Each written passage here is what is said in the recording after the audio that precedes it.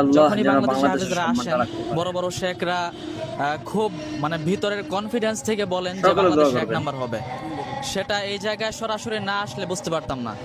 মারুফ যখন তেলাওয়াত করতেছিল, আমার হাতে মোবাইল ছিল, মোবাইল কাঁপতেছিল, মনে হয় যে সকলের কাছে মারুফ দোয়া চাচ্ছি ভাইয়ের যেন হাতে বাংলাদেশের সম্মানটা রাখতে পারি। বাংলাদেশের আব্দুল্লাহ মারুফ সম্মান। আছে, রায়হান আছে, তাশরিফ আছে আমাদের সাথে। মারুফের কেমন লাগলো আজকের ফাইনালে তার তেলাওয়াত করার পরে? মারুফের কাছ থেকে জেনে আসেন। আলহামদুলিল্লাহ, আসলে কিভাবে শুকরিয়া আদায় করব আমি বুঝতে পারছি না। এই ইনশাআল্লাহ জায়গায় আসা, ইনশাআল্লাহ। এত বরকতময় একটা স্থান, এখানে এসে আল্লাহর কোরআন তেলাওয়াত করা, এটা সম্পূর্ণ আল্লাহর তৌফিক, সম্পূর্ণ আল্লাহর রহমত। আল্লাহ তাআলার রহমত না করলে হয়তো এখানে পড়া আমার সম্ভব হতো না। আমি শারীরিকভাবে খুব অসুস্থ ছিলাম, আমি ভেবেছিলাম হয়তো ওই জায়গায় পড়তে পারবো না, কিন্তু আল্লাহ তাআলা যে তেলাওয়াত বের করে দিয়েছে, আমি আসলে খুব ইনশাআল্লাহ মানে বিমোহিত হয়ে গেছি। আল্লাহ করিম। আমি সকলের কাছে দোয়া চাচ্ছি যেন বাংলাদেশ